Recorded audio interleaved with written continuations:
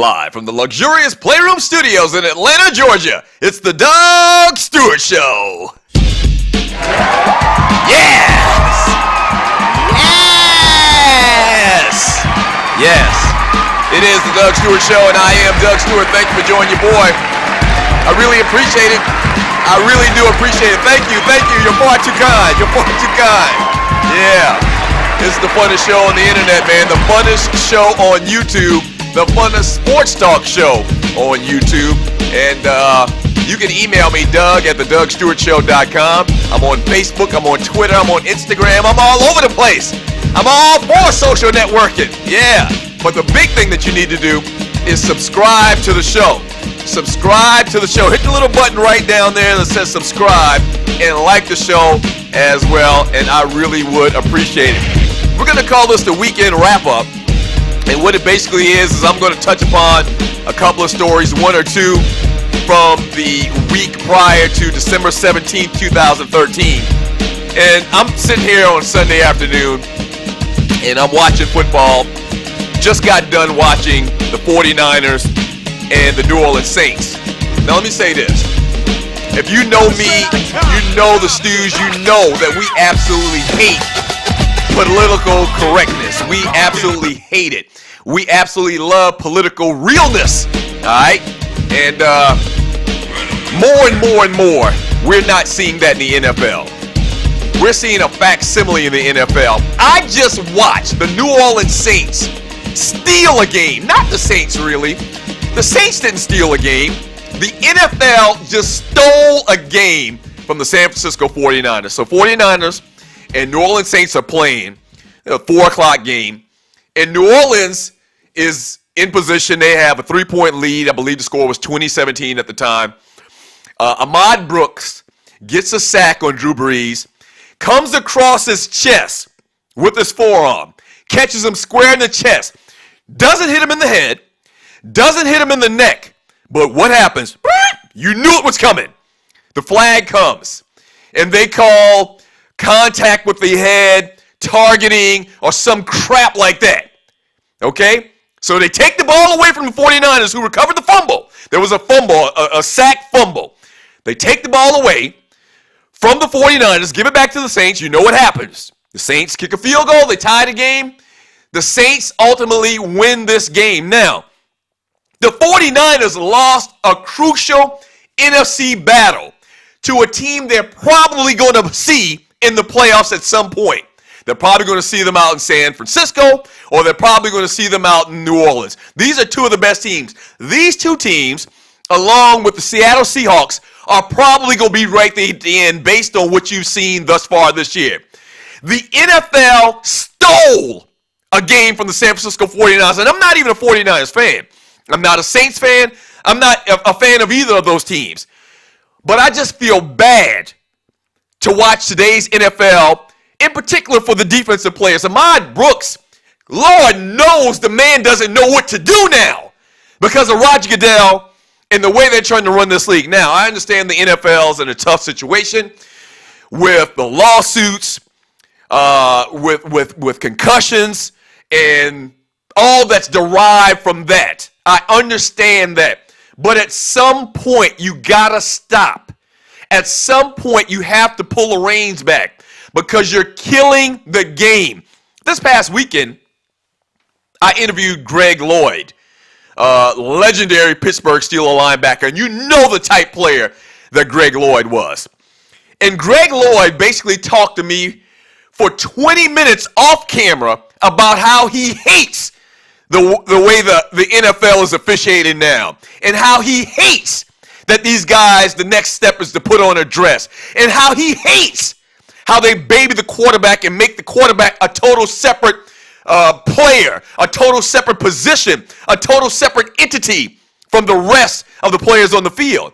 Greg Lloyd couldn't play today in the day's NFL. He just couldn't do it. Go on YouTube, right here on YouTube, go on YouTube Greg Lloyd's highlights. There's a couple of packages that some guys have put together out there, and you are listening to the Doug Stewart Show.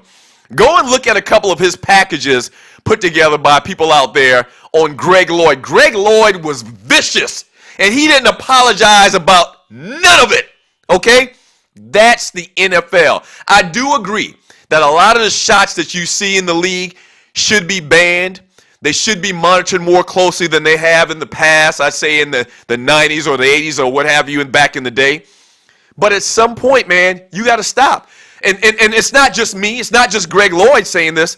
Everybody I talk to that's a fan of the NFL knows that they've gone too far. The league is absolutely going too far. And this kind of ties into all that kind of conversation is what's going on with Jonathan Martin and Richie Incognito and the Miami Dolphins. Just to update you on that, a new story has kind of come out of this thing. Jim Turner is a person of interest in the NFL's investigation of Jonathan Martin's harassment case. He's the Dolphins offensive line coach. Now listen to this. Turner is beloved by many of his players, but also is known for using loud and profane language, the story goes. Though the NFL is about to investigate a football coach, and using loud and profane language. Are you freaking kidding me? Are you freaking kidding me? I wish Greg Lloyd was here right now. He'd throw his table over. He'd throw his table over. So, and this is one of the things that I hate most about this whole case and what's going to result from it with Jonathan Martin and the Miami Dolphins. This guy is about to change the entire culture. Jonathan Martin single-handedly is going to change the entire culture of football by his own damn self. He is. As a result of this case, ultimately, you aren't going to be able to have fun, joke around, horse around in the locker room anymore. It's going to be totally businesslike. It's going to be like IBM up in that bitch. It is. Okay? You're not going to be able to do any of that. You're not going to do a lot of things that guys, whether you understand it or agree with it or not, you're not going to be able to do a lot of those things. Also, coaches aren't going to be able to talk to their players a certain way. They aren't going to be able to use certain language. They might not even be able to get loud with them and scream at them. Yeah, that's what's coming from this case with Jonathan Martin. All right? So that's more so than anything else. I have a lot of issues with this. But that's one of the biggest things. And here's this. My wife, let me tell you this. My wife, who's not even a football fan, she could give a rat's ass about football. She made a great statement to me the other day. She says she thinks that Jonathan Martin just doesn't want to play football anymore. And you know, when she said that, I sat back and thought about it. And I was like, you know, that makes perfect sense. The guy just may not want to play football anymore. He just may not want to play football anymore. Clearly, he has a problem with what goes on in the locker room. He has a problem with physicality. Not only is he not going to play football anymore, I believe, even though he's come out and said that he wants to play football. Not only is he not going to play football, I believe, again, because I don't think a team's going to pick him up because I don't think they want him in the locker room.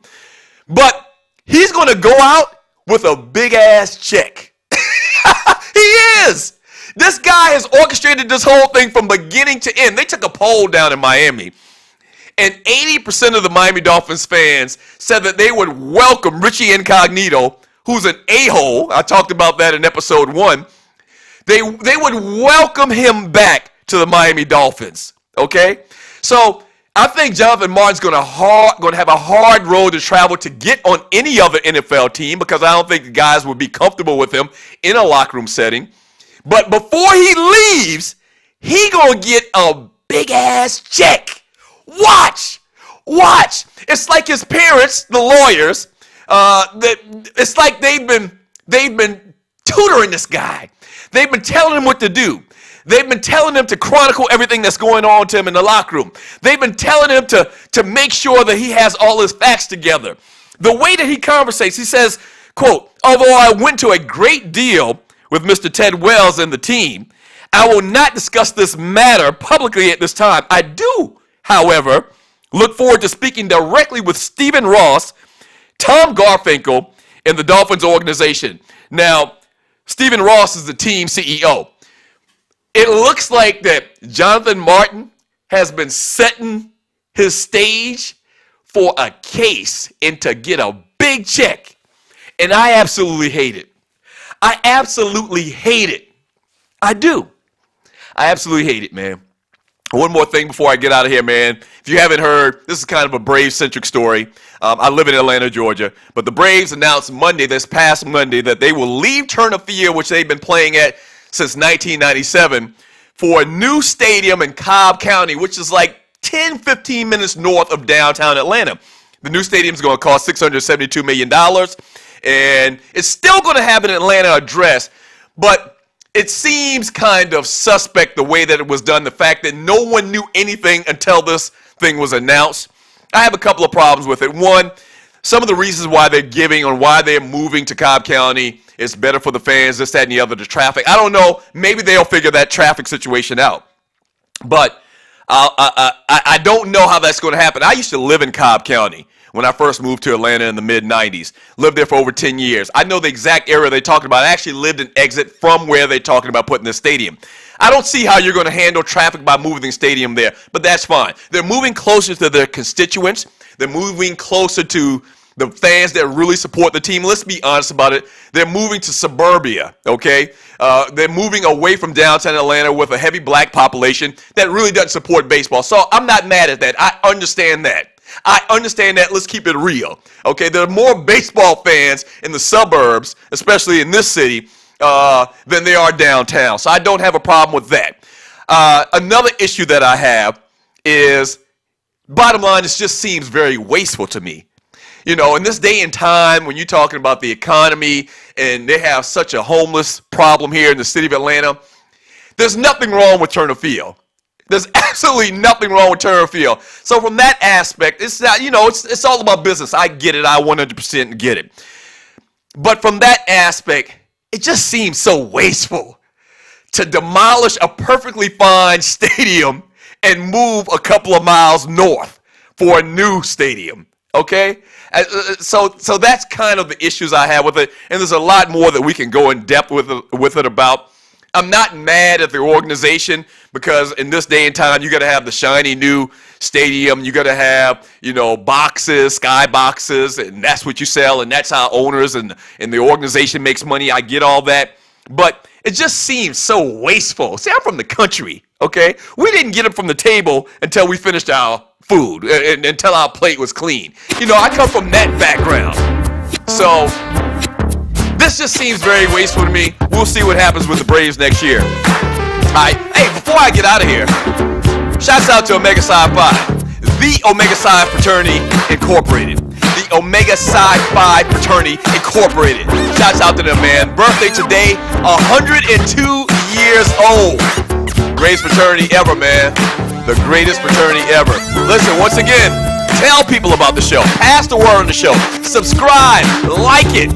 I'm going to bring the heatness to YouTube, to the intranet. I appreciate it, man. It's the Doug Stewart Show.